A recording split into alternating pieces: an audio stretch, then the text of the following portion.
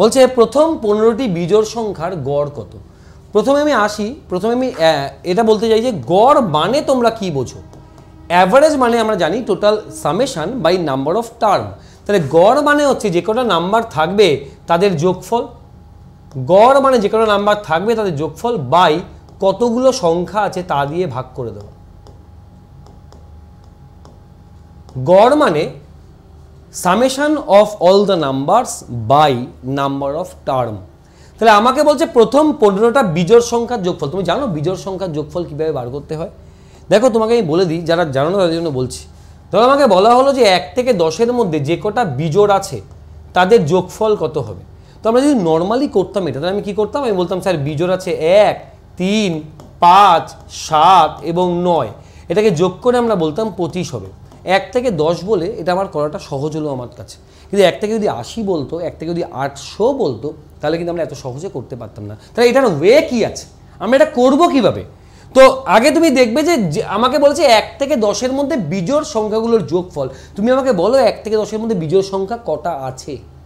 1 থেকে 10-এর মধ্যে বিজোড় সংখ্যা কটা আছে, নাম্বার অফ টার্ম কটা, তুমি বলো আমাকে। 1 থেকে 10-এর মধ্যে বলবে স্যার 5টা বিজোড় আছে। মনে রাখবে যে কোনো লিমিটের মধ্যে হাফ থাকে জোড়, হাফ থাকে বিজোড়। 1 থেকে 80-র মধ্যে 40টা জোড়, 40টা বিজোড়। 1 থেকে 500-র মধ্যে 250 জোড়, 250 বিজোড়। তাহলে 1 থেকে 10-এর মধ্যে বিজোড় সংখ্যা আছে 5টা। যদি সামেশন বার করতে হয় তাহলে 5কে স্কোয়ার করবে, তোমরা উত্তর পেয়ে যাবে। দেখো এই দেখো, তাহলে আমাকে বলা হলো যে 1 থেকে 50-এর মধ্যে যে কটা অড আছে তার যোগফল নির্ণয় করো। তাহলে 1 থেকে 50-এর মধ্যে অড কটা আছে বলবো স্যার 25টা। 25কে স্কোয়ার করে বলবো 625। তোমার যদি হাতে সময় থাকে তাহলে তুমি মোবাইল বার করে ক্যালকুলেটর বার করে 1, 3, 5, 7, 9, 11, 13 এই করতে করতে 1 থেকে 50 মানে 49 পর্যন্ত যোগ করে দেখো এই উত্তরটা মেলে কিনা। আর যদি সেটা হয় তাহলে আমাকে একবার জানিও। হলো এই। এবার দেখো তুমি এখানে আমরা এই জায়গাটাকে ধরো বললাম find the summation of all the odd numbers, find the summation of all the odd numbers from 1 to 10। এই প্রশ্নটা করা আর এই প্রশ্নটা করা find the summation of first 5 odd numbers। জানো এই দুটো প্রশ্ন সেম প্রশ্ন, বলো তো হ্যাঁ কি না? 1 থেকে 10-এর মধ্যে সমস্ত অডের যোগফল নির্ণয় করো বা প্রথম 5টা অড নাম্বারের যোগফল নির্ণয় করো, একই কথা। 1 থেকে 50 অবধি সমস্ত অডের যোগফল নির্ণয় করো বা প্রথম 25টা অডের যোগফল নির্ণয় করো, একই কথা। 1 থেকে 80-র মধ্যে সমস্ত অডের যোগফল আর প্রথম 40টা অডের যোগফল, একই কথা। কারণ 1 থেকে 80-র মধ্যে কিন্তু 40টাই অড নাম্বার থাকে। তাহলে আমাকে এখানে বলছে যে প্রথম 15টা বিজোড়, মানে অ্যাকচুয়ালি 1 থেকে 30-এর মধ্যে যে কটা বিজোড় আছে তার গড় চেয়েছে। তাহলে প্রথম 15টা, তাহলে নাম্বার অফ টার্মই 15। তাহলে সামেশনটা কত হবে? বলবো স্যার 15 স্কোয়ার। এইমাত্র শেখালাম যে কটা অড নাম্বার থাকে তার স্কোয়ার হয়। 1 থেকে 10-এর মধ্যে 5টা অড নাম্বার, তাই 5-এর স্কোয়ার। 1 থেকে 50-এর মধ্যে 25টা অড নাম্বার, তাই 25টা স্কোয়ার। এখানে বলে দিল আমাকে প্রথম 15টা অড নাম্বার, তাহলে উপরে হবে 15 স্কোয়ার। নিচে সংখ্যা কটা আছে? আরে ভাই বলেই তো দিচ্ছে 15টা সংখ্যা আছে, তাহলে উপরে হলো 15 × 15, নিচে হলো একটা 15, কেটে দিলাম, আমরা উত্তরে বলবো 15। তুমি এটাকে তুমি চাইলে মনে রাখতে পারো এভাবে, তুমি চাইলে এভাবে মনে রাখতে পারো। প্রথম n সংখ্যক বিজোড় সংখ্যার গড় অলওয়েজ কিন্তু n হয়, এটা মনে রাখবে। আর যদি এটা 1 নম্বর। 2 নম্বর, প্রথম n সংখ্যক জোড় সংখ্যা, জোড় মানে কিন্তু even number, which is divisible by 2, মানে 2, 4, 6, 8, 10। এটা যদি বলা হয় জোড় সংখ্যার গড়, তখন মনে রাখবে n+1 উত্তরে হবে। মনে থাকবে কি বললাম? কও। আমাকে বললো প্রথম 10টা অড নাম্বারের অ্যাভারেজ কত, বলবো 10। প্রথম 10টা ইভেন নাম্বারের অ্যাভারেজ কত, বলবো 11। এটা তোমরা মনে রাখবে, উপকার লাগবে। চলে আসি পরবর্তী প্রশ্ন। দাঁড়াও। 30 জন বালিকার বয়সের গড় 13। 30 জন বালিকার বয়সের গড় 13, তাদের প্রথম 18 জনের বয়সের গড় 15, বাকি 12 জনের বয়সের গড় কত? 30 জন বালিকার, আচ্ছা তুমি ভাবনাটা এরকমভাবে ভাবো যে দেখো আমি নর্মালি করতে পারি। আচ্ছা নর্মালি করে দেখাই একবার। ধরো 30 জনের গড় কত? 13। তো 30 জনের মোট কত হবে? 3 × 3 = 39, 390। যার মধ্যে প্রথম 18 জন কত 15 করে, তাহলে 8 15 120, হাতে 12, 15 12 27, তাহলে শেষ 12 জনের কত মোট, শেষ 12 জনের মোট হবে 0 120, তাহলে অ্যাভারেজ কত, অ্যাভারেজ 12 দিয়ে ভাগ করো 120কে, আমরা বলবো স্যার সেক্ষেত্রে 10, তাহলে শেষ 12 জনের অ্যাভারেজ 10। এটা গেল ডেসক্রিপটিভ প্রসেস।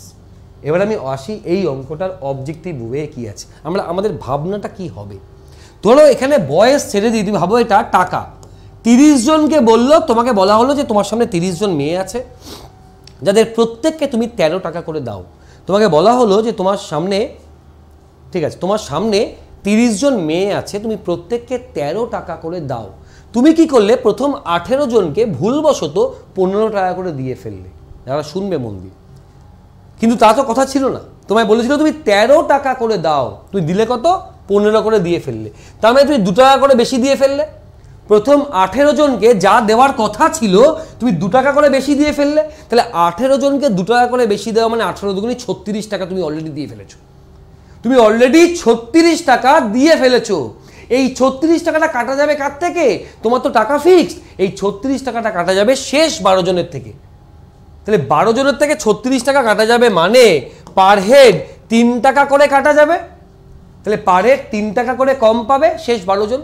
তাহলে শেষ 12 জন যেখানে 13 টাকা করে পাওয়ার কথা 3 করে কম পাবে, মানে 10 করে পাবে। দেখো বুঝতে কিনা, সবটাই ভাবনা, অঙ্ক মানেই টোটালটা ভাবনা। তোমাকে বলা হলো 30 জনের প্রত্যেককে তুমি 13 টাকা করে দাও, তুমি দিলে না, না দিয়ে কি করলে, প্রথম 18 জনকে 15 করে দিয়ে ফেললে, মানে 2 টাকা করে বেশি দিয়ে ফেললে। তাহলে 18 জনকে 2 টাকা করে বেশি দেওয়া মানে তুমি 36 টাকা অলরেডি বেশি দিয়ে ফেলেছো। এই 36 টাকাটা বাদ যাবে কার থেকে পাবে তুমি, ওই 12 জনের থেকে। তাহলে 12 জনের থেকে 36 টাকা মানে অ্যাভারেজে 3 টাকা করে কম দেবে ওদেরকে, শেষ 12 জনকে 3 টাকা করে কম দেবে, মানে যার দেওয়ার কথা ছিল তার থেকে 3 কম 10 টাকা করে দেবে। আমি ক্লিয়ার করতে পারলাম? বলবে হ্যাঁ কি না। চলো নেক্সট, পরবর্তী প্রশ্ন। a/3 = b/5 = c/7, find the value of a + b + c/b। Basically মনে রাখবে, আমি তোমাদের শিখিয়েছিলাম যে যখন এরকম ইকুয়াল দেওয়া থাকে না, ধরো 3টে নাম্বার দেওয়া আছে abc, হ্যাঁ, নিচে ভাগ হিসাবে নাম্বার দেওয়া আছে, তখন abc রেশিও কি হয় জানো, তখন abc রেশিও হয় 3:5:7। তখন abc রেশিও হয় 3:5:7। তুমি জাস্ট মানগুলো বসিয়ে দাও, a মানটা 3, b এর মানটা 5, c এর মানটা 7, ডিভাইডেড বাই b এর মানটা কত 5, ভাগ করলাম। তাহলে ওপরে হলো 7 আর 3 10 আর 5 15, নিচে হচ্ছে 5, 15কে 5 দিয়ে ভাগ করলে হয় 3, আমরা উত্তরে বলবো 3। তোমাদের এখানে একটা ছোট্ট প্রশ্ন থাকবে, যেটা তোমরা আমাকে কমেন্ট সেকশনে জানাবে। কি প্রশ্ন? ধরা বললাম 2a = 3b = 7c, তবে তুমি আমাকে বলবে যে abcর অনুপাতটা কত হবে। তোমার কাছে এটা থাকলো প্রশ্ন আমার, এটার উত্তর তুমি এই ভিডিওর কমেন্ট সেকশনে জানাবে। আরও একটা কিন্তু কোয়েশ্চেন আমি এর আগে করেছি, প্রথম কোয়েশ্চেনটা করার সময় আমি আরেকটা কোয়েশ্চেন করেছিলাম, সেটাও কিন্তু আমাকে জানাবে। চলো পরবর্তী প্রশ্ন। এটা আমি অনেকবার করিয়েছি। 2 টাকা 4 পয়সা দামের প্রতি কিলোগ্রাম গমের সাথে 2 টাকা 4 পয়সা দামের প্রতি কিলোগ্রাম গমের সাথে 2.88 দামের গমকে মিশালে মিশ্রিত দাম হয় 2 টাকা 52। তাহলে ওই দুটোকে আমরা কোন অনুপাতে মিশিয়েছিলাম? আমরা জাস্ট ক্রস বিয়োগ করব, উত্তর আমার পেয়ে যাব হাতে। এটা বিয়োগ করলে কত হয় বলবো 0.48, আর এটা বিয়োগ করলে 50 আর 30 80, তো তার মানে 0.36। পয়েন্ট কেটে দাও, তাহলে 36:48, বোথ আর ডিভিজিবল বাই 12। 12 দিয়ে ভাগ করো, 3 × 36, 4 × 48। আমরা বলবো ওই গম দুটোকে আমরা 3:4 এই রেশিওতে মিশিয়েছিলাম। বলবে ক্লিয়ার কিনা? বোধগম্য হইল না হইল নাই বলবে। দুটো হোমওয়ার্ক থাকলো, দুটোর উত্তর কমেন্ট সেকশনে জানাবে। আজকে এত, আরও একটা অঙ্ক আছে। আচ্ছা, আজকে অঙ্কতে বেশি, এই সেটটার মধ্যে বেশি অঙ্ক হয়ে গেছে নাকি? ঠিক আছে চলো। বলছে এ আর বি একটা ব্যবসায় 3:2 এই অনুপাতে টাকা বিনিয়োগ করেছে। ওরা মোট লাভের 5% দান করে দিয়েছে। ধরো মোট লাভ হয়েছে 100 টাকা, তাহলে ওরা দান কত করেছে? 5 টাকা দান করে দিয়েছে। 5% বলছে দান করেছে মোট লাভের, তাহলে বেঁচে আছে কত? বেঁচে আছে 95। এই বেঁচে থাকা টাকাটাই নিশ্চয়ই ওদের মূলধনের অনুপাতে ভাগ করবে 3:2 এ। তাহলে এ কত পাবে আর বলো আমাকে বি কত পাবে? ওদের অনুপাতটা 3:2। তাহলে 3 আর 2 যোগ করলে হয় 5, তাহলে এই 5 মানেই আমাকে বলছে 95। তাহলে 1 মানে কত? 1 মানে 19, তাহলে এ পাবে 19 ইন্টু 3 57 আর বি পাবে 19 দুগুনি 38। এত অবধি গল্প। কোনো একটা ব্যবসায় যা লাভ হয়েছে তার থেকে 5% দিয়ে দিল, কোথাও একটা দান করে দিল। বাকি যে টাকাটা থাকলো মানে 95% সেটা এ আর বি মূলধনের অনুপাতে ভাগ করলো। তাহলে এ এর মূলধন 3, বি এর মূলধন 2, তাহলে 3:2 এ ভাগ করলো মানে 95 টাকা, মানে 5 মানে 95, 1 মানে 19, 3 মানে 57, 2 মানে 38। তাহলে এ পেল 57 টাকা এবং বি পেল 38 টাকা। বলছে এ অরিজিনালি পেয়েছে 4275, এ অরিজিনালি পেয়েছে 4275, তাহলে এটা মানেই 4275 আমার থেকে চেয়েছে টোটাল লাভের পরিমাণ, মানে আমার থেকে 100-র মানটা চেয়েছে। এই তো প্রশ্ন আমার। কে কে বলতে পারবে? আমি তো প্রায় পুরোটা করিয়ে দিলাম, বাকিটা তোমরা বলো। তোমরা এইভাবে করো যে 57 মানে হলো 4275 টাকা, তাহলে 1 মানে হলো কত, তাহলে 100 মানে হলো কত, জানাও আমাকে। এটাকে নর্মাল ক্যালকুলেশন করে জানো কি হবে। দেখো এই কোয়েশ্চেন কারো সোজা মনে হতে পারে, কারোর কাছে কঠিন মনে হতে পারে, বাট এই কোয়েশ্চেনগুলো কিন্তু সবকটা প্রিভিয়াস ইয়ারে এসে যাওয়া কোয়েশ্চেন। আমি বলতে পারলাম ফার্স্ট কোয়েশ্চেন কি বলছে, অনেক সহজ কোয়েশ্চেন। বলছে একটি বিদ্যালয় বালক ও বালিকার অনুপাত 7:5, বালক আছে 7 জন, বালিকা আছে 5 জন, টোটাল নাম্বার বলছে 2400, তাহলে বালিকার সংখ্যা কত? এই হচ্ছে বালক আর এই হচ্ছে বালিকা, তাই তো? এই হচ্ছে ছাত্র বা বালক আর এই হচ্ছে বালিকা, এই হচ্ছে আমার অনুপাত। তুমি দেখো যদি দুটোকে যোগ করি, যে আমি ধরে নিই 7 জন বালক পিছু 5 জন করে বালিকা আছে, 7টা বালক 5টা বালিকা, যোগ করলে হয় 12। অ্যাকচুয়ালি টোটাল স্টুডেন্টের মানটা কিন্তু আমাকে বলছে 2400। টোটাল স্টুডেন্টের মান আমাকে বলছে, দাঁড়াও, 12 তো যোগ করলে টোটাল স্টুডেন্টের মান বলছে 2400, তাহলে 12 মানে যদি 2400 হয়, তাহলে 1 মানে 200, তাহলে 1 ইউনিট মানে কত? 1 ইউনিট মানে আমি পেলাম 200, তাহলে 1 মানে যদি 200 হয়, তাহলে বালক আছে 7 দুগুণি 1400, বালক আছে 7 দুগুণি 1400 আর বালিকা আছে 5 দুগুণি 1000। তাহলে আমরা বলবো বালকের সংখ্যা 1400, বালিকার সংখ্যা 1000, আমার থেকে বালিকার সংখ্যা চেয়েছে। আশা করছি ক্লিয়ার। ছোট ছোট প্রশ্ন, এখানে তোমাদের যা মনে হয় আমাকে বলবে, এরকম যা তোমার মনে হবে তুমি কিন্তু আমাকে কমেন্ট সেকশনে জানাবে। চলে আসি পরবর্তী প্রশ্ন। কোনো ক্যাম্পে 95 জনের 200 দিনের খাবার মজুদ ছিল। 95 জন লোকের 200 দিনের খাবার মজুদ ছিল, 5 দিন পরে 30 জন ক্যাম্প ছেড়ে চলে গেল।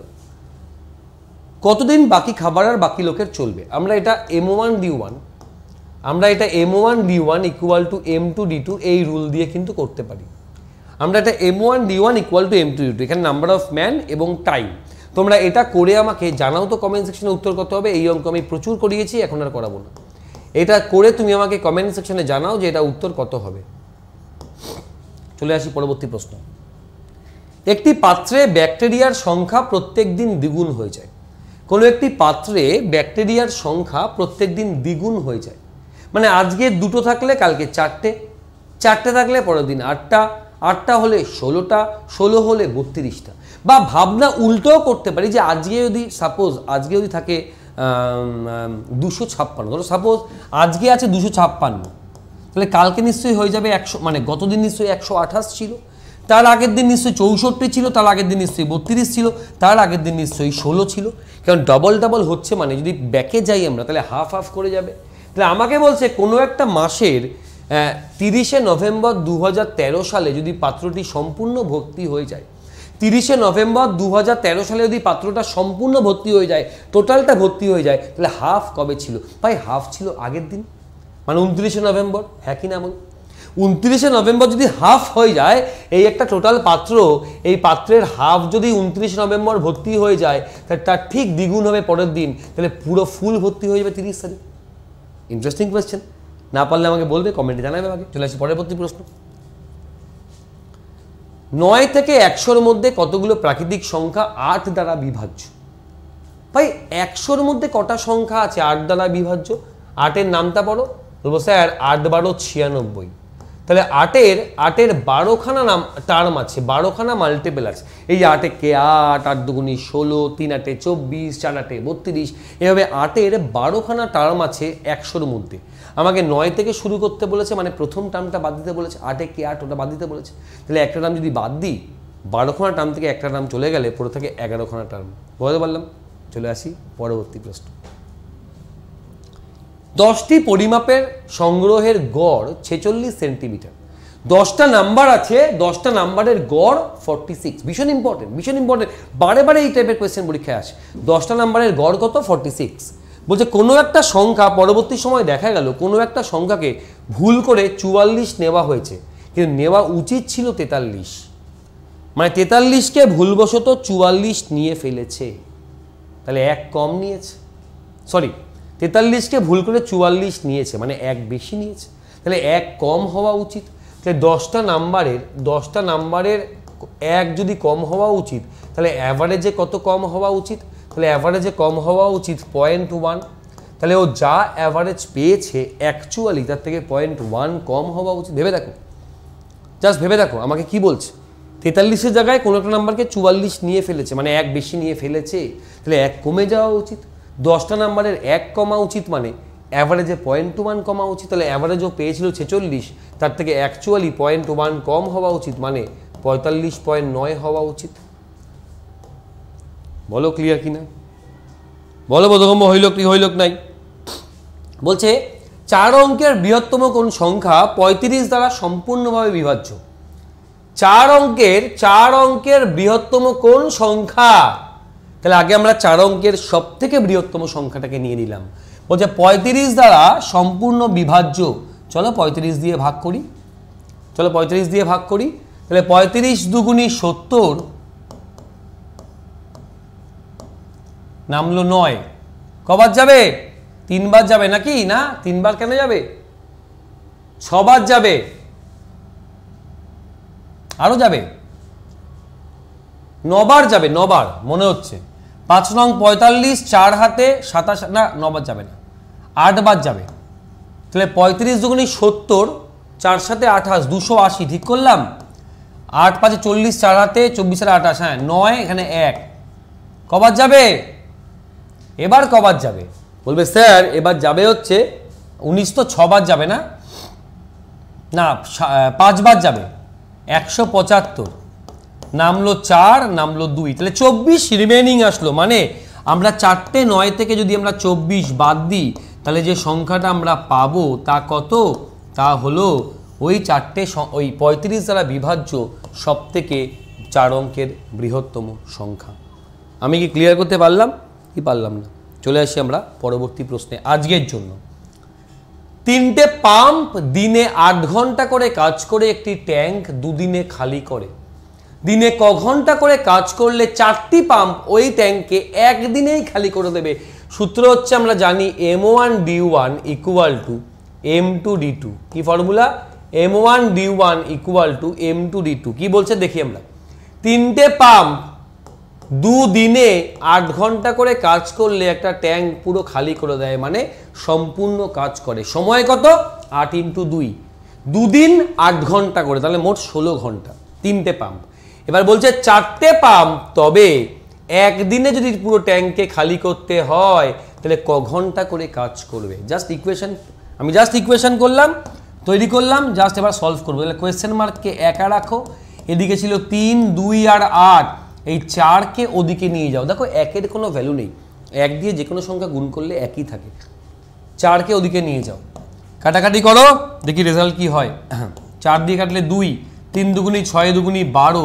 আমরা বলবো তবে 12 ঘন্টা একদিনে যদি 12 ঘন্টা কাজ করে তবে হয়ে যাবে কাজ, হয়ে যায়গে, তাই তো? চলো নেক্সট, পরবর্তী প্রশ্ন। 45 কিলোমিটার পার আওয়ার গতিবেগে গতিশীল কোনো রেলগাড়িতে বসে থাকা এক ব্যক্তি দেখেন যে উল্টো দিক দিয়ে ধাবিত কোনো মালগাড়ি তাকে 6 সেকেন্ডে অতিক্রম করে। যদি মালগাড়িটার দৈর্ঘ্য 125 মিটার হয় তবে তার বেগ নির্ণয় করো। 45 কিলোমিটার পার আওয়ার গতিবেগে ধাবিত কোনো রেলগাড়িতে বসে থাকা কোনো ব্যক্তি দেখলো উল্টো দিক দিয়ে একটা মালগাড়ি আসছে। ভাই উল্টো দিক দিয়ে আসছে মানে এই ট্রেনটার স্পিড আর তার স্পিড কি হবে? যোগ না বিয়োগ? একই দিকে গেলে বিয়োগ হয়, উল্টো দিকে আসলে যোগ হয়। তাহলে বলবো যদি ওই গাড়িটার গতিবেগ যদি 45 থাকে আর এই গাড়িটার গতিবেগ x, তাহলে এটা হচ্ছে রিলেটিভ ভেলোসিটি। আমি ধরে নিলাম মালগাড়ির গতিবেগ x কিলোমিটার পার আওয়ার, তাহলে উল্টো দিক দিয়ে আসছে মানে রিলেটিভ ভেলোসিটি হয়ে যাবে 45 প্লাস x। 6 সেকেন্ডে অতিক্রম করে, 6 সেকেন্ডে, আচ্ছা দরকার নেই এভাবে করার, ভেবে দেখো এভাবে যে 6 সেকেন্ডে 125 মিটার যায় মানে গতিবেগ কত হবে? 6 সেকেন্ডে 125 মিটার যায় মানে গতিবেগ হবে এত মিটার পার সেকেন্ড, বলো হ্যাঁ কিনা? 6 সেকেন্ডে 125 মিটার, তাহলে এটাকে যদি 18/5 দিয়ে গুণ করি তাহলে ডিরেক্টলি ওটা মিটার পার সেকেন্ডে কেটে কিলোমিটার পার আওয়ার হয়ে যাবে। কাটাকাটি করো, 6 দিয়ে কাটলে 3, 5 দিয়ে 5 পঁচিশে 125, তাহলে 3 পঁচিশে 75 কিলোমিটার পার আওয়ার। তাহলে গতিবেগ 75 কিলোমিটার পার আওয়ার। একটা ট্রেন এদিকে যাচ্ছে, একটা ট্রেন এদিকে আসছে, তাহলে গতিবেগ কি হবে? যোগ হবে। তো তবে দুটি ট্রেনের, আমি বলতে পারি এখান থেকে দুটি ট্রেনের গতিবেগের যোগফল 75 কিলোমিটার পার আওয়ার, যার মধ্যে একটার গতিবেগ ছিল 45। তাহলে যদি একটার গতিবেগ 45 কিলোমিটার পার আওয়ার হয় তাহলে আরেকটার গতিবেগ নিশ্চয়ই 30 কিলোমিটার পার আওয়ার হতেই হবে। বলো বুঝতে কিনা? তোমার 30 দেখতে পাচ্ছ না তো? এই দেখো 30টা এখানে অপশান আছে, এই যে লাস্ট অপশানটা 30 আছে।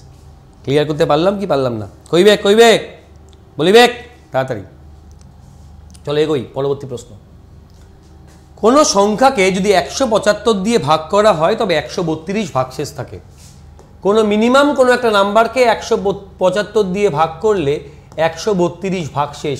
বলছে সংখ্যাটাকে 25 দ্বারা ভাগ করলে কত ভাগশেষ? এটাই তো প্রশ্ন করেছে আমাকে, এটাই তো প্রশ্ন করেছে যে এটা হচ্ছে আমার ভাজক, এই হচ্ছে আমার ভাজক, আর এই হচ্ছে আমার ভাগশেষ। বলছে 175 দিয়ে ভাগ করলে 132 ভাগশেষ, তাহলে বলছে 25 দিয়ে ভাগ করলে কত ভাগশেষ? এটাই তো প্রশ্ন আমার কাছে। আমি নর্মালি আগে করে দেখবো কি হয়, রেজাল্ট কি হয়।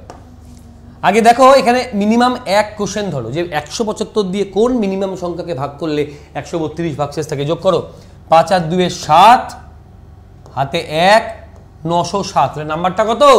900। ঠিক করলাম? হ্যাঁ ঠিক করেছি, 907। তাই 907কে এবার 25 দিয়ে ভাগ করো। 3 পঁচিশে 75, নামলো 15, 157, 6 পঁচিশে 150, বলবো 7 হচ্ছে আমার রিমাইন্ডার, হচ্ছে অ্যাকচুয়াল মেথড। শর্টকাটটা কি? শর্টকাটটা হলো যদি প্রথম ভাজকটা পরবর্তী ভাজক দিয়ে ভাগ যায়, first divisor is divisible by second divisor যদি হয়, তবে এই দুটো স্টেপ করতে হবে না, তুমি ডিরেক্টলি পরের ডিভিজার দিয়ে আগের ভাগশেষকে ভাগ করে দেবে। তুমি ডিরেক্টলি 25 দিয়ে ভাগ করে দাও কাকে? 132কে। দেখো তো কি হয়, কত হয়? 7 পঁচিশে 125, ডিরেক্টলি উত্তর বলে দাও 7, এখান থেকে উত্তর আমরা পেয়ে যাবো। বুঝতে পারলাম? ধরো তোমাকে বলা হলো একটা বড় সংখ্যা দিয়ে যে কোনো একটা সংখ্যাকে 260 দ্বারা ভাগ করলে 40 ভাগশেষ, তাহলে সংখ্যাটাকে 13 দ্বারা ভাগ করলে কত ভাগশেষ? তোমরা এটাকে আমাকে হোমওয়ার্ক হিসাবে রাখো, আমাকে উত্তর দাও কমেন্ট সেকশানে। এটার উত্তর দাও তুমি কমেন্ট সেকশানে, আমি চেক করে নেব তোমাদের এই ভালোবাসা। কমেন্ট সেকশানে ভালোবাসা আমি রেগুলার পাই এবং আমার কিন্তু ভীষণ আনন্দ লাগে তোমাদের যখন কমেন্টগুলো পড়ি, যে এই ছেলেমেয়েগুলো এতটাই সিরিয়াস এই ক্লাসের জন্য, যারা রেগুলার। হয়তো কেউ কেউ এমনও আছে এই একটা ক্লাস একবার নয় 2 বার 4 বার 5 বার দেখে। এবং দেখো পরিশ্রম তুমি যদি করো, সাফল্য কোনো না কোনো দিক দিয়ে তুমি সেই পরিশ্রমের রেজাল্ট হিসেবে পাবেই পাবে, এটা গ্যারান্টি ভাই। আর গসাগু 23, লসাগু অন্য দুটি উৎপাদক হলো 13 আর 14, তাহলে বৃহত্তর সংখ্যাটা কি? তো মনে রাখবে এখান থেকে সবথেকে সহজ উপায় হলো এটা বার করা, যে সংখ্যা দুটি তোমার হলো, যে সংখ্যা দুটি হলো, একটি হলো তোমার লসাগু যা দিয়েছে, আচ্ছা গসাগু যা দিয়েছে, এই গসাগুর সঙ্গে এই একটা উৎপাদক গুণ, এই হচ্ছে তোমার একটা সংখ্যা। এবং দ্বিতীয় সংখ্যাটা হলো 23 × 14। আমাকে কি চেয়েছে? আমাকে বলছে দুটোর মধ্যে বৃহত্তর সংখ্যাটা কত। তা তুমি আমাকে বলো বৃহত্তর সংখ্যাটা কি হবে? 23 আর 13 গুণ করছে, 23 আর 14, বলবো স্যার এটা নিশ্চয়ই বৃহত্তর হবে। 3 × 14 42, সাথে 4, 14 দুগুণে 28 আর 4 32। আমরা বলবো বৃহত্তর সংখ্যাটা হলো 322। যদি আমাকে বলতো ক্ষুদ্রতম সংখ্যাটা কি হবে, আমরা সেটাও চাইলে বার করতে পারতাম। 3 × 13 39, সাথে 3, 26 আর 3 29। আমরা বলতাম একটা সংখ্যা 299, একটা 322। তোমরা এই দুটোকে এইচসিএফ বা এলসিএম করে দেখো, তোমাদের যে কোয়েশ্চেনটা যেটা বলেছে আলটিমেটলি দেখবে সেটা মিলে যাবে। চলে আসি আমরা দ্বিতীয় প্রশ্নে, আজকের দ্বিতীয় প্রশ্ন কি আছে দেখে নিই। একটি ট্রেন একটি গাড়ির তুলনায় 50% দ্রুত চলতে পারে।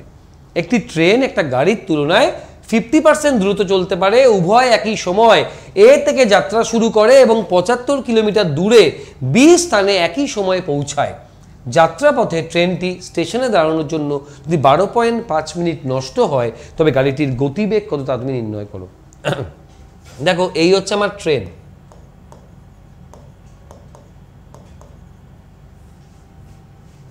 দাঁড়াও, এই হচ্ছে আমার কার, এই হচ্ছে আমাদের গতিবেগের রেশিও। কি বলছে? ট্রেনের গতিবেগটা 50% বেশি কারের থেকে।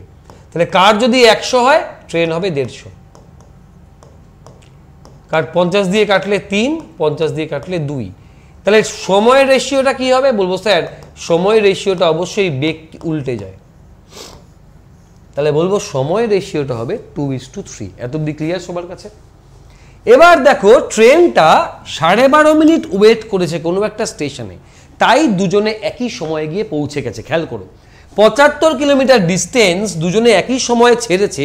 যদি ট্রেন না ওয়েট করতো তাহলে ট্রেন তো আগে পৌঁছে যেত। যেহেতু ট্রেনের গতিবেগ বেশি, যদি ট্রেন না ওয়েট করতো তবে ও আগে পৌঁছে যেত, কিন্তু যেহেতু ওয়েট করেছে তাই ওরা একসাথে গিয়ে পৌঁছেছে। মানে ট্রেন এতটা সময় আগে পৌঁছাতো, বলো হ্যাঁ কি না? ও এই সময়টা ওয়েট করেছে বলে ওরা একসাথে পৌঁছে গেছে গিয়ে। যদি ও না ওয়েট করতো তাহলে নিশ্চয়ই এত মিনিট আগে, তার মানে ট্রেনের টাইম গাড়ির তুলনায় এত মিনিট কম লাগে। তাহলে আমরা এখান থেকে পাচ্ছি ট্রেন আর গাড়ির মধ্যে টাইমের ডিফারেন্সটা 1 ইউনিট। আমরা বলবো 1 ইউনিট মানেই 12.5 মিনিট। তাহলে 2 ইউনিট মানে কত? 25 মিনিট। 3 ইউনিট মানে কত? 3 × 12.5, বলবো স্যার 37.5 মিনিট। তার মানে গাড়িটার ওই ডিস্টেন্স কভার করতে সময় লাগে 37.5 মিনিট, যেখানে ট্রেনের লাগে 25 মিনিট। আমাকে চেয়েছে কি? আমাকে বলছে গাড়ির গতিবেগ কত। তাহলে গাড়ির গতিবেগ কি করে নির্ণয় করবে? বলবো স্যার যে ডিস্টেন্সটা গাড়িকে কভার করতে হবে বাই যে টাইমটা লাগবে। তোমরা এটাকে 60 দিয়ে ভাগ করে ঘন্টায় নিয়ে চলে যাও, কেন এটা কিলোমিটারে আছে, তবে এটা ঘন্টায় চলে গেলে কিলোমিটার পার আওয়ারে উত্তর আমরা পাবো। কাটাকাটি করো, এটা হবে 2। তাহলে 60 × 2 আমরা বলবো গাড়ির গতিবেগ 120 কিলোমিটার পার আওয়ার। তোমাকে এখান থেকে বলতে হবে ট্রেনের বেগ কত, তা তুমি কমেন্ট সেকশনে জানাবে। তুমি আমাকে এই ভিডিওর কমেন্টে জানাবে তবে ট্রেনের গতিবেগটা কত হবে। আমি ক্লিয়ার করতে পারলাম? আমরা চলে যাই আজকের পরবর্তী প্রশ্ন। নির্দিষ্ট সুদের হারে 300 টাকা 4 বছরের জন্য এবং 500 টাকা 3 বছরের জন্য ধার দেওয়া হলো। যদি মোট 162 টাকা পায় সুদ বাবদ, তবে সুদের হার কত? ধরে নিই সুদের হার R%। আমরা সূত্র জানি I = PRT বাই 100। এই তো দাঁড়া, বাই 100, এই তো সূত্র। তো আমাকে বলছে 300 টাকা 4 বছরের জন্য ধার দিয়েছে। তো যদি রেটটা R% হয় তবে 300 টাকার এগেনস্টে আর রেট অফ ইন্টারেস্টে 4 বছরের জন্য এই টাকাটা সুদ পাবে, বলো হ্যাঁ কি না? আমরা জানি সুদ = PRT বাই 100 এবং 500 টাকার ওপরে R% রেটে 3 বছরে নিশ্চয়ই এই টাকাটা সুদ পাবে। এই দুটো সুদের যোগফলটাই 162। তাহলে এই দুটো সুদের যোগফলটাই 162, তাই তো? বলে হ্যাঁ কি না? তো আমাকে এখান থেকে বার করতে হবে আর এর মান কত। এই দুটো শূন্য কাটো, তাহলে 3 × 4 = 12R প্লাস 3 × 5 = 15R = 162। তাহলে এখান থেকে বলবো আমরা 27R = 162। এবার কাটাকাটি করো, 9 দিয়ে কাটলে 3, 9 দিয়ে 9 কে 9, 8 নং বা না 9 কে 9, হ্যাঁ 3 দিয়ে কাটলে 6। দেখো তো 6 উত্তরে আছে কিনা 6%। তাহলে আমরা বলবো সুদের হারটা 6%। যেখানে যার সমস্যা, যা মনে হবে যে স্যারকে এটা বলা দরকার, এই জায়গাটা এরকম হচ্ছে, ওই জায়গাটা ওরকম হতে পারে, তোমার যেরকম মনে হয় তুমি আমাকে অবশ্যই কমেন্ট সেকশনে জানাবে। ক্লিয়ার করতে বললাম? চলে আসি পরবর্তী প্রশ্ন। কোনো জিনিসের বাজার দর তার ক্রয় মূল্য অপেক্ষা 20% বেশি। বাজার দর ক্রয় মূল্য অপেক্ষা 20% বেশি। একজন দোকানদার, তুমি তার কাছে গেলে যদি 960 টাকা জিনিসটার দাম হয় তবে তোমাকে সে 40 টাকা ছাড় দেবে। তবে অ্যাকচুয়ালি কত টাকা লাভ করা হয়? আমাকে বলছে বাজার দর কত? 20% বেশি। তাহলে বাজার দর আমাকে বলছে বাজার দর 20% বেশি, মানে ক্রয় মূল্যর 120%টাই হলো বাজার দর, বলো হ্যাঁ কি না? তাহলে ক্রয় মূল্যর 120%-এর মানটাই হলো বাজার দর, ঠিক তো? বলবে হ্যাঁ কি না? তাহলে আমাকে বলছে বাজার দরটা ক্রয় মূল্য থেকে 20% বেশি। তাহলে ক্রয় মূল্যের 120% মানে বাজার দর। যে বাজার দরটা আমাকে বলে দিয়েছে 960 টাকা। কেন? কারণ তুমি বলছো বাজারে গিয়ে জিনিসটার মূল্য দেখলে 960 টাকা। তাহলে এখান থেকে তুমি কি ক্রয় মূল্য বার করতে পারবে না? বলবে হ্যাঁ স্যার, কেন পারবো না? 12 দিয়ে 8 × 12 = 96, এই 10 গুণ হয়ে গেলে ক্রয় মূল্য বলবো আমরা 800 টাকা। তাহলে ক্রয় মূল্য 800 টাকা, ও জিনিসটাকে কতই সেল করবে? ও যে 960 টাকা যদি বাজার দর হয় 40 টাকা ছাড় দেবে। 960 টাকা যদি বাজার দর হয় তবে ও 40 টাকা ছাড় দেবে, তার মানে ও বিক্রি করবে 920 টাকা দিয়ে, এই তো। তাহলে আমরা বলবো স্ট্রেট স্যার 800 টাকা ইনভেস্ট করে, ও 800 টাকা ইনভেস্ট করে ও লাভ করে 120 টাকা, তাই না? তাহলে আমরা বলবো স্যার 800 টাকা ইনভেস্ট করে, 800 টাকা ইনভেস্ট করে ও লাভ করে 120 টাকা। তাহলে 1 টাকা ইনভেস্ট করলে লাভ কত করবে? তাহলে 100 টাকা ইনভেস্ট করলে লাভ কত করবে, এই তো। তাহলে আমরা বলবো 15% আলটিমেটলিও লাভ করে। এটা একটা ওয়ে। এর আরও একটা ওয়ে আছে। কিরকম আর একটা ওয়ে? এই হচ্ছে আমার সিপি, এই হচ্ছে আমার এসপি। দেখো আমাকে সিপি বলছে 800 টাকা, এসপি বলছে 920 টাকা, এই তো। আমরা এখান থেকে কাটাকাটি করে বার করতে পারি। কিরকম? এই 0 0 কাটো। আচ্ছা, 4 দিয়ে কাটলে 20, 4 দিয়ে কাটলে 23। আমরা ক্রয় মূল্যকে টান মেরে 100 নিয়ে যাব। তুমি আমাকে বলো 20কে 100 নিতে হলে কি দিয়ে গুণ করতে হয়? বলবে স্যার 5 দিয়ে। তাহলে এদিকেও 5 দিয়ে গুণ করো। বলবো স্যার 3 5 15, হাতে 1, তাহলে 115। তুমি এবার আমাকে বলো কত % লাভ করেছে? ভীষণ ভালো কোয়েশ্চেন। তাই তোমাদের এই 4টে অঙ্কই থাকলো। এখানে একটা হোমওয়ার্ক দেওয়া থাকলো যে ট্রেনের গতিবেগ কত। এই অঙ্কের ট্রেনের গতিবেগ কত তুমি সেটা কমেন্ট সেকশনে জানাবে। এটা কিন্তু এক্সারসাইজ মেনে আসা কোয়েশ্চেন, এটা কিন্তু আমাদের এক্সারসাইজ মেনে আসা কোয়েশ্চেন। কি বলছে? এ, বি এবং সি একটি কাজ যথাক্রমে 20, 30 ও 60 দিনে করতে পারে। এ, বি এবং সি একটি কাজ যথাক্রমে 20, 30 ও 60 দিনে করতে পারে। বি ও সি যদি প্রতি তৃতীয় দিনে এ কে সাহায্য করে তবে এ টোটাল কদিনে কাজটা শেষ করবে, এই তো বিষয়টা এইটাই। তাহলে এ দেখো ঠান্ডা মাথায় আমি ভাবি, এই হচ্ছে এ একটা কাজ করে 20 দিনে, বি ওই কাজটা করতে পারে 30 দিনে এবং সি ওই কাজটা করতে পারে 60 দিনে। আমি টোটাল কাজ ধরে নেব। কত সহজে করব তুমি খেয়াল করবে। আচ্ছা, টোটাল কাজ আমি কি ধরবো বলো? তোমাদের এটা অনেকবার করিয়েছি, লক্ষ লক্ষ কোটি কোটি বার করিয়েছি। এই 3টের লসাগু মানে 60। তার মানে এবিসি যে কাজটার মধ্যে ইনভলভ হচ্ছে সেই কাজটার টোটাল পরিমাণ 60। আচ্ছা, এ 20 দিনে 60টা কাজ করে দেয়। তাহলে এ পার ডে কটা কাজ করে বলো আমাকে? এ যদি 20 দিনে 60টা কাজ করে দেয় তাহলে এ পার ডে কটা কাজ করে? বলবো স্যার 3টে কাজ। বি পার ডে কটা করে? বলবো 2টো কাজ। সি পার ডে কটা করে? বলবো 1টা কাজ। এত অবধি ক্লিয়ার? আমাকে বলছে এভরি 3rd ডে বি আর সি এ কে সাহায্য করে। তাহলে প্রথম 3 দিনে কতটা কাজ হয়? তাহলে ভাবনাটা এটা এই যে প্রথম 3 দিনে কতটা কাজ হয়। 3 দিন এ 3 দিনে 3 দিনই করে, তাহলে এক দিন 3টে করে মানে 3 দিনে 9টা কাজ করেছে। বলো হ্যাঁ কি না? এ ফার্স্ট দিন 3টে, সেকেন্ড দিন 3টে, থার্ড দিন 3টে। থার্ড দিন বি আর সিও ওর সাথে যুক্ত হয়ে যাচ্ছে। বি করে 2টো, সি করে 1টা। তাহলে প্রতি 3 দিনে 12টা করে কাজ হয় না? বলো হ্যাঁ কি না? প্রতি 3 দিনে 12টা করে কাজ হয়, তাহলে 12টা কাজ হয় 3 দিনে। আমাকে বলেছে তবে টোটাল কাজ কদিনে শেষ হবে, মানে 60টা কাজ। তাহলে 60টা কাজ কদিনে শেষ হবে? দেখো তো 12র কগুণ এটা? বলবো স্যার 12র 5 গুণ। তো এদিকে এটাকে 5 দিয়ে গুণ করো। তাহলে উত্তরে বলবো আমরা 3 5 15 দিন। তাহলে টোটাল কাজটা শেষ হবে 15 দিনে। দেখো তো বুঝলে কিনা? খুব ইন্টারেস্টিং অঙ্ক, ভীষণ ইন্টারেস্টিং অঙ্ক। দেখো জায়গাটা বুঝলে কিনা? আমাকে রিপিট করতে হবে। লাইভ হলে তো হয়তো বলতে স্যার আরেকবার। এ একটা কাজ করে 20 দিনে, বি করে 30 দিনে, সি করে 60 দিনে, টোটাল কাজ 60। এ পার ডে করে 3টে কাজ, কারণ 20 দিনে 60টা করে মানে পার ডে 3টে কাজ। বি পার ডে 2টো, সি পার ডে 1টা। প্রতি 3 নম্বর দিন বি আর সি একে সাহায্য করে। মানে কি? মানে প্রথম দিন এ একা করে, দ্বিতীয় দিন এ একা করে, third day A B C 3 জনে করে। তাহলে প্রথম 3 দিনে এ করবে 3 3 9, আর 3 নম্বর দিনটায় বি করবে 2টো, সি করবে 1টা। তাহলে মোট কাজ কতটা হবে? 9 আর 2 11, 12টা কাজ। তাহলে 12টা কাজ হয় প্রতি 3 দিনে। 12টা কাজ হয় প্রতি 3 দিনে। তাহলে 60টা কাজ কদিনে হবে? দেখো 12র 5 গুণ আছে এটা, তাহলে এটা 3-এর 5 গুণ মানে 15 দিন। তাহলে আমি বলবো টোটাল কাজটা শেষ হবে সেক্ষেত্রে 15 দিন। ক্লিয়ার? চলো পরবর্তী প্রশ্ন আমরা এগোই। আমরা মুভ করি আজকের পরবর্তী প্রশ্ন। 3500 টাকা নিয়ে একটি ব্যবসা এ শুরু করেছে। 5 মাস পরে বি তাতে যোগদান করলো। তাহলে আমরা এই পার্টনারশিপের অঙ্কগুলো কিভাবে করি? এই লিখি এ, এই লিখি বি।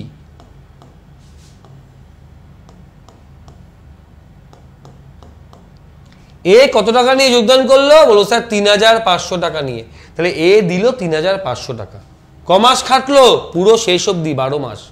আর বি এলো ৫ মাস বাদে। ৫ মাস বাদে মানে শেষ ৭ মাস খাটলো বি এর টাকাটা। ক টাকা জানি না। বলছে এন্ড অফ দ্য ইয়ার ওরা 2:3 এই অনুপাতে টাকা পেয়েছে। তবে বলছে বি কত মূলধন দিয়েছিল। চলো এগোই আমরা। 7 দিয়ে কাটলে 5, 5 সাথে মানে 500, 2 দিয়ে কাটলে 6, তাহলে আমরা যদি গুণ করি 3 3 6 18, 18 ইন্টু 5 90, মানে 90,000 টাকা। তাহলে কোয়েশ্চেন মার্কের মানটা কত এলো? কোয়েশ্চেন মার্কের মানটা এলো 90,000। তার মানে আমরা না ভুল লিখলাম না, 3 18 5 90, 90 পর দুটো শূন্য ভুল লিখেছি, তাহলে 9,000 টাকা। 90 এর পর দুটো শূন্য মানে 9,000 টাকা। তাহলে আমরা বলবো বি দিয়েছে 9,000 টাকা। দেখো তো ক্লিয়ার কিনা? বলবে সহজ কোয়েশ্চেন, এগুলো তোমাদের আমি প্রচুর করিয়েছি, আশা করছি সমস্যা হওয়ার কথা না। পরবর্তী প্রশ্ন, পিতার বয়স পুত্রের বয়সের 3 গুণ, 8 বছর বাদে। তাহলে পিতার এই হচ্ছে পিতা, ধরো এই প্রথমে পিতা তারপরে পুত্র, তাহলে এখন তো 3 গুণ, বলছে 8 বছর বাদে 2.5 গুণ হয়ে যাবে। বলছে আরো 8 বছর পর কি রেশিও হবে? এটা প্রশ্ন, এটা আমি এখন করাবো না, এটা তোমাদের হোমওয়ার্ক থাকবে। তোমরা আমাকে কমেন্টে উত্তর দেবে, একবার নিজে করার ট্রাই করে নাও। আমি নেক্সট দিনের ক্লাসে এটা দেখিয়ে দেবো। যাও, নেক্সট দিনের ক্লাসে আমি এটা দিয়েই করবো, ঠিক আছে? পরবর্তী প্রশ্ন, একটি থলেতে 25 পয়সা আছে, 10 পয়সা আছে আর 5 পয়সা আছে। কি রেশিওতে আছে? 1:2:3। এই হচ্ছে 25 পয়সা, এই হচ্ছে 10 পয়সা আর এই হচ্ছে 5 পয়সা। এই হচ্ছে সংখ্যার রেশিও। কি রেশিওতে আছে? 1:2:3। টোটাল মূল্য 30 টাকা, তবে 5 পয়সার কয়েন কটা আছে? আচ্ছা, তোমরা এই যে নাম্বার, এখান থেকে তোমরা মূল্য বা ভ্যালু বার করো। আমরা জানি একটা 25 পয়সায় ক টাকা তৈরি হয়? একটা 25 পয়সায় ক টাকা তৈরি হয়? আমরা ভ্যালুটাকে টাকায় বার করছি। তাহলে বলবো স্যার 1/4 টাকা। বলো হ্যাঁ কি না? বা আমরা বলবো 0.25 এত টাকা, তাই তো? দুটো 10 পয়সায় 0.20 আর তিনটে 5 পয়সায় 0.15, তাই তো? এসব টাকায় বার করলাম। তাহলে তিনটাকে যোগ করলে কত হচ্ছে? যোগ করলে হয় 0.60 এত ইউনিট। অ্যাকচুয়ালি এটা মানেই বলছে আমাকে 30 টাকা। Total value in the bag 30 টাকা। তাহলে 1 ইউনিট মানে কত? 30/0.60, ওপরে একটা পয়েন্ট তুললাম, 100 নিয়ে গেলাম। যদি কাটাকাটি করি আমরা, তাহলে বলবো 1 ইউনিট মানে 50। আমার থেকে চেয়েছে কি? আমি দেখবো আমার থেকে চেয়েছে কি। আমাকে বলছে 5 পয়সার মুদ্রা কটা আছে? নাম্বার অফ 5 পয়সা কয়েন। 5 পয়সার কয়েন আছে 3টে। তাহলে 1 মানে যদি 50 হয়, তাহলে 3 মানে বলবো 3 50 150। তাহলে 5 পয়সার কয়েন আছে 150 খানা। দেখো তো বুঝলে কিনা? আমাকে বলবে হইলক না হইলক নাই? কও কও কও কও কও কও কও। দেখো সহজ জায়গা। আমরা 25 পয়সা, 10 পয়সা, 5 পয়সার নাম্বার রেশিও দিয়েছে, ভ্যালু রেশিও বার করলাম, ভ্যালুটা টাকায় বার করলাম। একটা 25 পয়সায় 0.25 টাকা তৈরি হয়, দুটো 10 পয়সায় 20 পয়সা বা 0.20 টাকা তৈরি হয়, তিনটে 5 পয়সায় 15 পয়সা বা 0.15 টাকা তৈরি হয়। তিনটে টাকাকে যোগ করে বললাম 30 টাকা। 1 মানে কত? 3 মানে কত? একটা হোমওয়ার্ক ছিল, এটা থাকবে হোমওয়ার্ক। এটা উত্তর দেবে কমেন্ট সেকশনে। হতে পারে এই অঙ্ক তুমি কোথাও করেছো, হতে পারে তোমাকে এই অঙ্ক আমি কোনো সময় করিয়েছি, কিন্তু এগুলো প্রিভিয়াস ইয়ারের কোয়েশ্চেন, আমি সবগুলো সলভ করবো। দেখি ফার্স্ট কোয়েশ্চেন কি বলছে। এর বেতন বি এর বেতনের তুলনায় 20% কম। এর বেতন বলছে বি এর বেতনের তুলনায় 20% কম। এই হচ্ছে এ, এই হচ্ছে বি আর এই হচ্ছে সি। কেন সি কে নিলাম? বলছে বি এর বেতন সি এর বেতনের তুলনায় 20% আবার কম। তাহলে সি কে তুমি 100 ধরো, তাহলে বি কত? 20% কম মানে 80।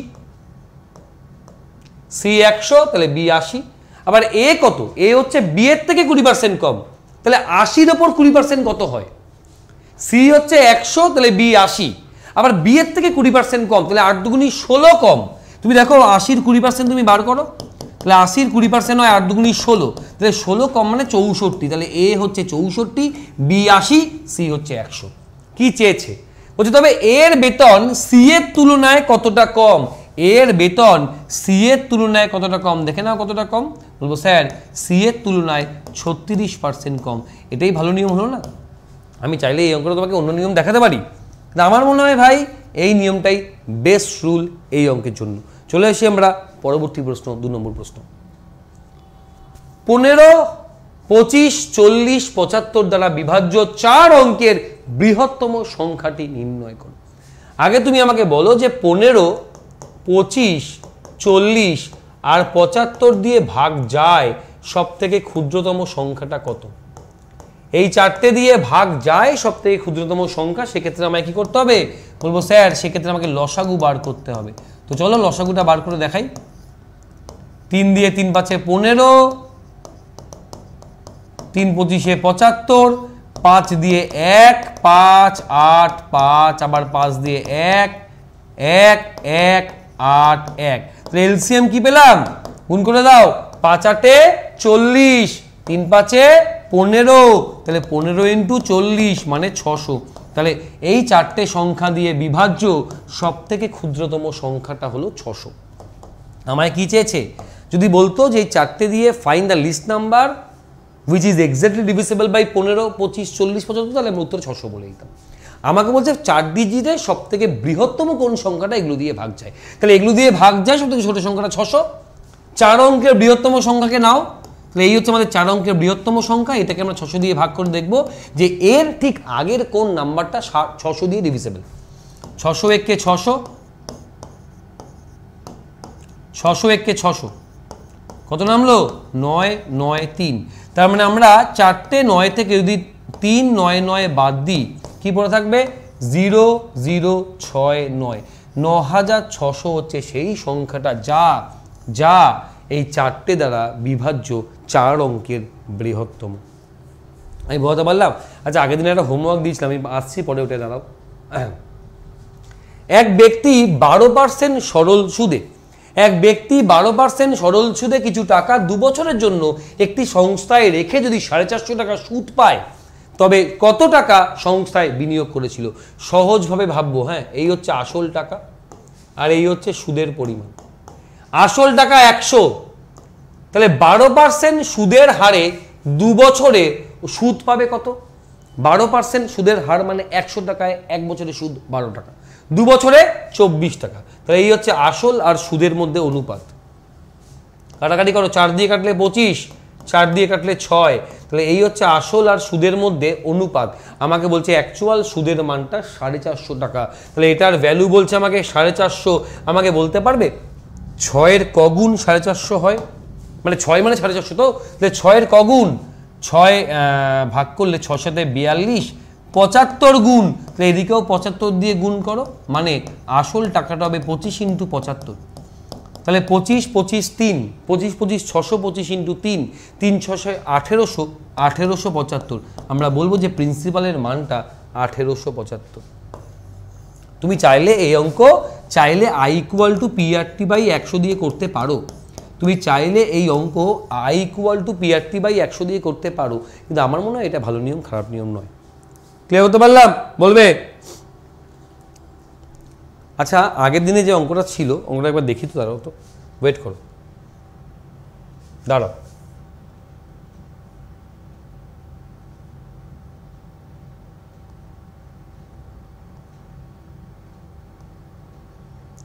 এইটা আমি আগের দিন তোমাদের হোমওয়ার্ক দিয়েছিলাম, মনে আছে?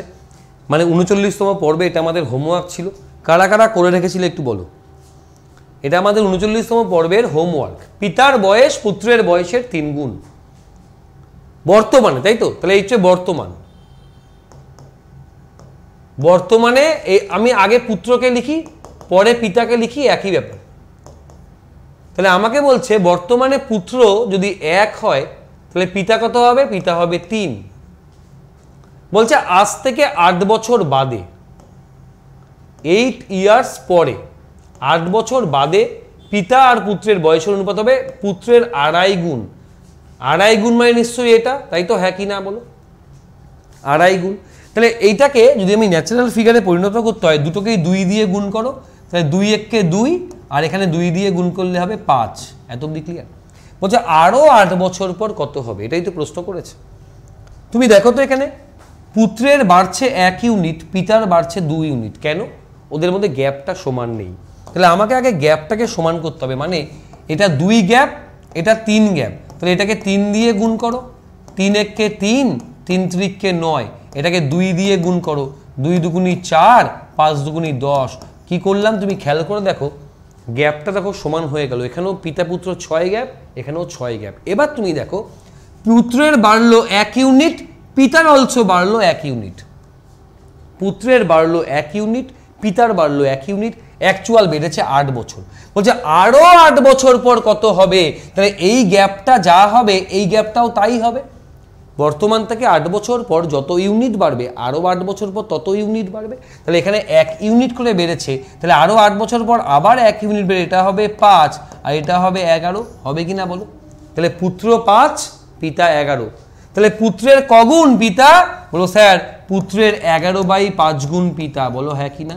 তাহলে বলবো পুত্রের 11/5 গুণ হবে পিতা। দেখো 11/5 নিশ্চয়ই দেওয়া আছে, ভাগ করলে কত হয়? 5 দুগুণি 10, 2 পূর্ণ 1 5। আমি বিষয়টা কিভাবে করলাম জানো? এই দেখো এই লাস্টে বিষয়টা করলাম 5:11 তো। তাহলে ভাবলে হবে যখন পুত্র 5 তখন পিতা কত? 11। যখন পুত্র 1 তখন পিতা নিশ্চয়ই এত। এই দেখো 1 কগুণ, তাই তো চেয়েছে আমাকে যে পুত্রের কগুণ, বলবে 11/5 বা 2 পূর্ণ 1 5 গুণ। ইন্টারেস্টিং জায়গা, খুব ইন্টারেস্টিং জায়গা। চলো দাঁড়াও দাঁড়াও। আচ্ছা এই কোয়েশ্চেনটা থাক আজকে অ্যাজ এ হোমওয়ার্ক, আমরা এটা নেক্সট দিন আলোচনা করি। বলছে 54, 288 আর 360। 54, 288 আর 360 এদের গসাগু নির্ণয় করো। সহজ কোয়েশ্চেন, তোমরা এটা হোমওয়ার্ক হিসেবে রেখে দাও। আমাকে জানাও কমেন্ট সেকশনে এই ক্লাস কেমন লাগছে সেটাও বলো, এবং নতুন কোনো সিরিজ চালু করা যায় কিনা সেটাও আমাকে সাজেস্ট করতে পারো। ফার্স্ট কোয়েশ্চেন বলছে যে তুমি এটাকে জিআইও বলতে পারো, এটাকে তুমি ম্যাথও বলতে পারো। কি বলছে একবার পড়ে নিই আমরা। বলছে কোনো শ্রেণীতে সতীশ ওপরের দিক দিয়ে 14তম স্থানে আছে। সতীশ কোথায় আছে? ওপরের দিক দিয়ে 14তম স্থানে সতীশ আছে। এবং বলছে নিচের দিক দিয়ে 18তম স্থানে, নিচের দিক দিয়ে 18তম স্থানে আছে অবিনাশ। বলছে ওই ক্লাসে টোটাল কতজন ছাত্র আছে? তুমি খেয়াল করে দেখো, এই যে সতীশ আর অবিনাশের মধ্যে, এদের মধ্যে কিন্তু কোনো রিলেশন দেয়নি, মানে সতীশ আর অবিনাশের মধ্যে কজন আছে। বেসিক্যালি আমরা এখান থেকে কোনো কিছুই বলতে পারবো না, ক্যানট বি ডিটারমাইন বলবো। যদি আমাকে এখানে এরকম বলতো যে সতীশ ওপর থেকে 14তম স্থানে, নিচ থেকে 18তম স্থানে আছে, তাহলে আমরা কিছু একটা উত্তর বার করতে পারতাম। যদি আমাকে বলতো যে অবিনাশ ওপর থেকে এত এবং নিচ থেকে এত দিয়ে আছে, আমরা উত্তর বলতে পারতাম। বা যে কোয়েশ্চেন আমায় করেছে যদি সতীশ আর অবিনাশের মধ্যে বলতো যে ওদের মাঝখানে আরও দুজন আছে, তবেও কিন্তু আমরা উত্তর বলতে পারতাম। কিন্তু এটার মধ্যে কোনো রিলেশন না দেওয়ায় আমরা কিন্তু কোনো উত্তর বলতে পারবো না। ধরো কোয়েশ্চেনটা আমাকে এরকম করতো যে ওদের মাঝখানে আরও 5 জন বসে আছে, তাহলে তোমরা আমাকে বলো তো টোটাল ছাত্র সংখ্যা কত হতো? আমাকে কমেন্টে জানাও দেখি। তোমরা বলতো যে সতীশ ওপর থেকে 14তম স্থানে, অবিনাশ নিচ থেকে 18তম স্থানে, এবং ওদের মাঝে আরও 5 জন বসে আছে ওদের মাঝখানে। তবে টোটাল ছাত্রছাত্রী কত এটা আমাকে কমেন্টে জানাও, আমি বুঝতে পারবো তোমরা জানো কিনা এটা। না হলে নেক্সট দিন কোনো ক্লাসে আলোচনা করে দেওয়া যাবে। পরবর্তী প্রশ্ন, নিম্নলিখিত সংখ্যাগুলির মধ্যে বিষম সংখ্যাটি নির্ণয় করো। এদের মধ্যে কোনটি বিষম? বিষম মানে একই নয়, সেম নয়, অড ম্যান আউট তোমাকে বার করতে বলেছে। তোমরা যখন এই কোয়েশ্চেনগুলো পাবে আগে ভিডিওটাকে পজ করবে, নিজেরা একবার ট্রাই করে নেবে, দেন তোমরা উত্তর দেওয়ার চেষ্টা করবে। দেখো প্রথমটা আছে 8, 8 মানে 2 এর কিউব। তারপরে কি আছে? তারপরে আছে 27 মানে 3 এর কিউব। তারপরে 64 4 এর কিউব। তারপরে 100, এই যে 100 মানে হচ্ছে 10 এর স্কোয়ার। তারপরে দেখো আছে 5 এর কিউব, তারপরে 6 এর কিউব, তারপরে 7 এর কিউব। তা আমি দেখতে পাচ্ছি যে আমার লিস্ট চলছে, দেখো 2 এর কিউব, 3 এর কিউব, 4 এর কিউব, 5 এর কিউব, 6 এর কিউব, 7 এর কিউব। তাহলে মাঝখানে একটা অড হয়ে গেছে 10 এর স্কোয়ার, এটা একটা বর্গ সংখ্যা। তাহলে এটা নিশ্চয়ই স্যার বলবে আমাদের এটা অড ম্যান আউট, আমাদের 100 তবে উত্তর হবে সঠিক উত্তর, তবে আমাদের 100 হবে। চলে আসি আমরা পরবর্তী প্রশ্নে। 3 নম্বর প্রশ্ন কি আছে দেখে নিই। ভগ্নাংশগুলি কি ঊর্ধ্ব ক্রমানুসারে সাজাও। ঊর্ধ্ব ক্রমানুসারে মানে ছোট থেকে বড়, অ্যাসেন্ডিং অর্ডার। বলছে তোমরা এটাকে অ্যাসেন্ডিং অর্ডারে সাজাও। অ্যাসেন্ডিং মানে ঊর্ধ্ব ক্রমানুসার মানে হচ্ছে অ্যাসেন্ডিং অর্ডার, মানে ছোট থেকে বড় অ্যাকচুয়ালি, যে সবার আগে প্রথমে ছোটটা হবে, তারপরে আমাদের তার থেকে বড় এবং তার থেকে বড়, এইভাবে চলবে। আমরা কিভাবে করব দেখবে নিয়মটা। হ্যাঁ, এই ফার্স্ট টার্মটা হচ্ছে 5/8, সেকেন্ড টার্মটা হচ্ছে 7/12, থার্ড টার্মটা হচ্ছে 13/16 এবং লাস্ট টার্মটা হচ্ছে 3/4। এই তো, এদের মধ্যে বলছে কে ছোট কে বড়, আমরা কি করে নির্ণয় করব। তোমরা আগে দেখে নাও যে লব আর হরের মধ্যে গ্যাপগুলো কত করে আছে প্রতিটা ক্ষেত্রে। Difference between numerator and denominator in every case.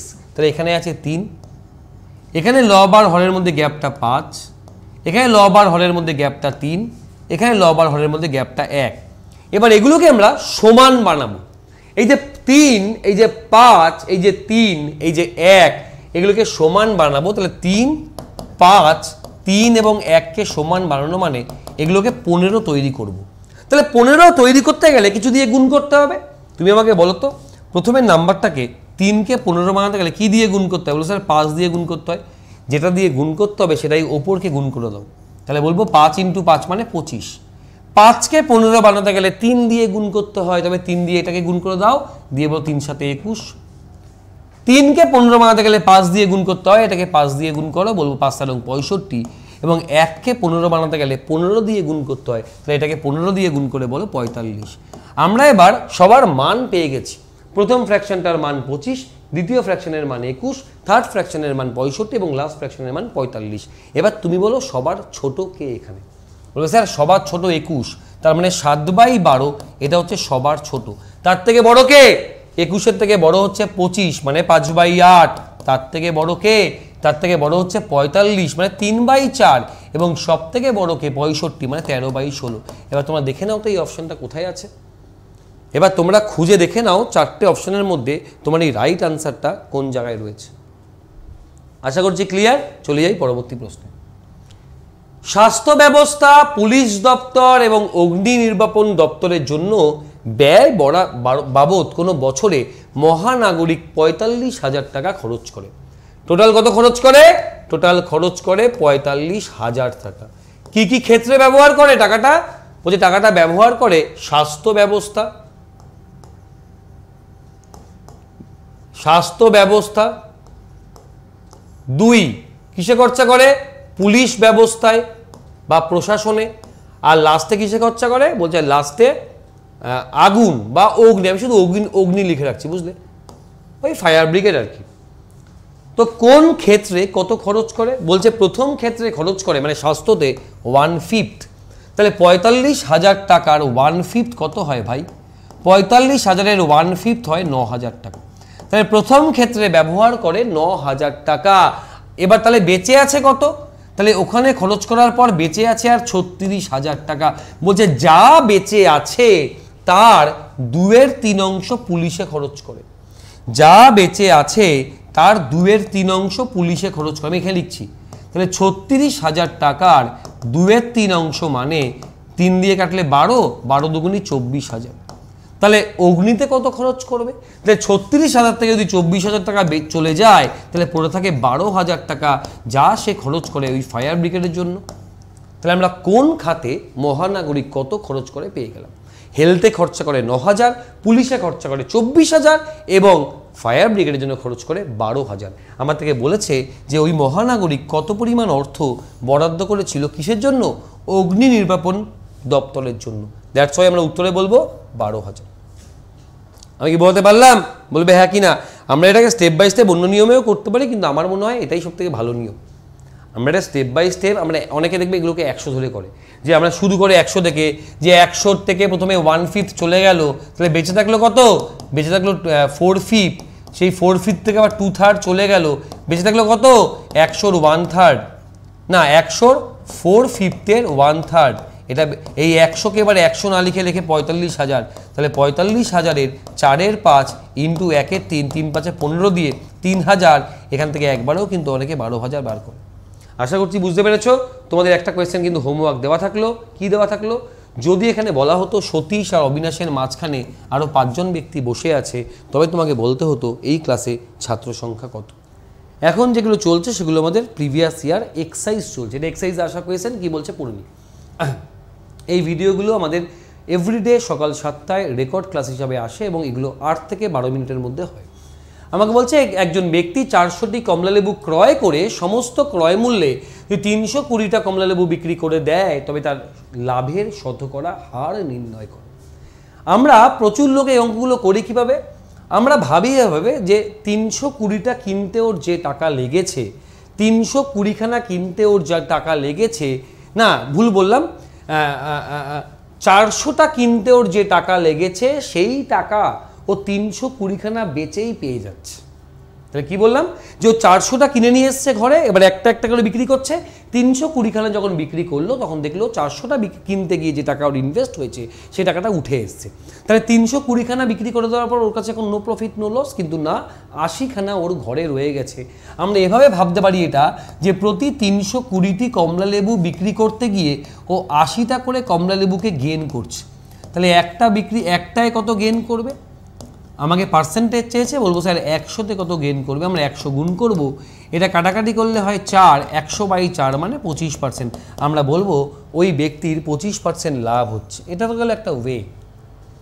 এই অঙ্ক আমরা এভাবে ছোটোবেলা থেকে প্রচুর করে এসেছি এবং এইভাবে করতে গেলে আমাদের কিছু সময় ভুল হওয়ার সম্ভাবনা তৈরি হয়। তাহলে আমরা এখন এই অঙ্ক কীভাবে করব, একটু খেয়াল করবে। এই হচ্ছে আমার ক্রয়ের দিক, পারচেস, একটু খেয়াল করবে আমি কিভাবে করব। এই হচ্ছে আমার ক্রয়ের দিক আর এই হচ্ছে আমাদের বিক্রি সেল, এই হচ্ছে আমাদের বিক্রয়ের দিক। দাঁড়াও, এই হচ্ছে সংখ্যা, এই হচ্ছে আমাদের সংখ্যা কি বলছে, 400টার ক্রয় মূল্য 320খানার বিক্রয় মূল্যের সমান। যার ডেটা দেবে শুধু বসিয়ে দেবে। বলছে 400টার ক্রয় মূল্য 320খানার বিক্রয় মূল্যের সমান। যদি আমরা এখান থেকে কাটাকাটি করি তাহলে 8 দিয়ে কাটলে এদিকে হবে 5, এদিকে হবে 4, তাই তো? তাহলে এইটা কি রেশিও, এটা আমরা পেলাম নাম্বার রেশিও। তাহলে এখান থেকে আমরা মূল্যের রেশিও বার করব। আমরা জানি নাম্বার আর মূল্য একে অপরের রেসিপ্রোকাল, তাহলে বলবো মূল্যের রেশিও হবে 4:5। মূল্যের রেশিও পেলাম আমরা 4:5। এবার এই যে এটা তাহলে ক্রয়ের দিক, এটা বিক্রয়ের দিক, এই ক্রয়ের এই মূল্যটাকে 100 নিয়ে যাও। আমাকে বলো 4কে যদি 100 নিতে হয় কি দিয়ে গুণ করতে হয়, বলবো স্যার 25 দ্বারা গুণ করতে হয়। তাহলে এদিকেও 25 দিয়ে গুণ করো, বলবো 5×25 125, 5×25 125, মানে এটা হচ্ছে আমাদের ক্রয় মূল্য, এটা হচ্ছে বিক্রয় মূল্য। আমরা স্ট্রেট এখানে দেখে বলে দেবো যে স্যার 25% আমার লাভ হয়েছে। বলো বোঝাতে পারলাম কি না? আমাকে বলবে যে তোমার বোধগম্য হইলক নাকি হইলক নাই, কও কও কও কও কও। আমরা এগোই আমাদের পরবর্তী প্রশ্ন। দুটি সংখ্যার সমষ্টি 13 এবং বিয়োগফল 3 হলে বৃহত্তম সংখ্যাটা নির্ণয় করো। দুটি সংখ্যার সমষ্টি আমাকে বলছে a + b, সমষ্টি বলছে 13 এবং দুটি সংখ্যার ডিফারেন্স বলছে 3, আমাকে বলছে বড় সংখ্যা নির্ণয় করো। এখানে দেখো a থেকে b কে বিয়োগ করে পজিটিভ এসছে, মানে অবশ্যই আমরা বলবো এখান থেকে বৃহত্তম সংখ্যাটা হলো a। আমাকে a এর মানটা কত বা ক্ষুদ্রতম সংখ্যা b এর মানটা কত এটা আমি করব না, এটা তোমাদের প্রচুর করিয়েছি, একদম সোজা কোয়েশ্চেন। এটা আমায় কমেন্ট সেকশনে জানাও তোমরা জানো কিনা, শর্টকাট নিয়মটা জানো কিনা, জানলে কি হবে। এখান থেকে ফার্দার অনেক রকম প্রশ্ন করে যে বড়টা আর ছোটটার স্কোয়ারের যোগফল কত হবে, অনেক রকম প্রশ্ন আসতে হবে। নেক্সট 3 নম্বর প্রশ্ন তোমাদের জন্য। 3 নম্বর প্রশ্ন তোমাদের জন্য কি বলছে পড়ে নি। sin square a plus cos square a equal to কত হয়? ভাই 3টে ছোট ছোট ফর্মুলা আছে, মনে রাখবে। 1 sin স্কোয়ার থিটা বা a যাই তুমি বলো plus cos square theta equal to 1 হয়। 2 1 plus tan square theta equal two sec square theta. 3 1 plus cot square theta equal two cosec square theta. এই 3টে ফর্মুলা আমাদের কাজে লাগবে যে কোনো রকম ত্রিকোণমিতিক অঙ্ক করার জন্য। এছাড়া দেখো তোমরা এই যে ফর্মুলাটা পড়লে এখান থেকে এটা মুখস্থ করবে আজকেই, হ্যাঁ। এখান থেকে আরও দুটো ফর্মুলা বেরোয়। কীভাবে? তুমি cos স্কোয়ারকে ওপাশে পাঠাও, আমরা এইখানে লিখতে পারি, তবে sin স্কোয়ার থিটা মানে হলো 1 মাইনাস cos স্কোয়ার থিটা, বা তোমরা এখান থেকে sin স্কোয়ারকে ওপাশে পাঠিয়ে লিখতে পারি যে cos স্কোয়ার থিটা মানে হলো 1 minus sin square theta.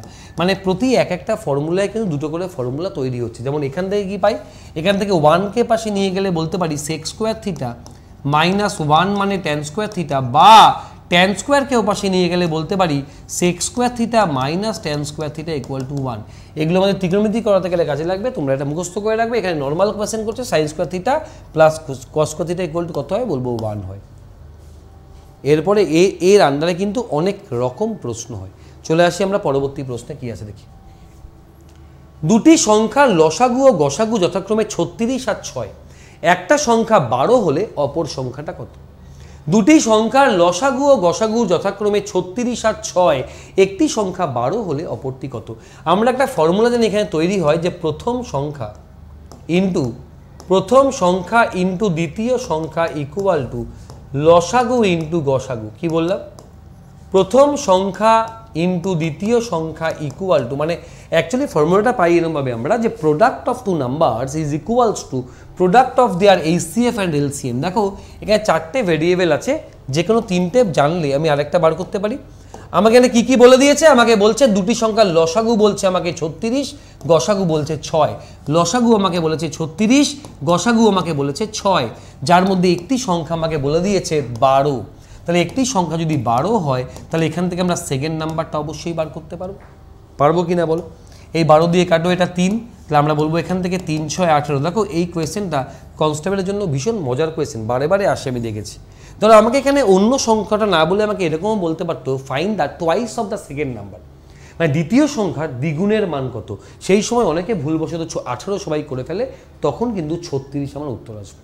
Thank you সবাইকে, লাভ ইউ অল, অনেক ভালোবাসা আমার তরফ থেকে। এই ছবিটা মোটামুটি আমার ইউনিভার্সাল পিকচার।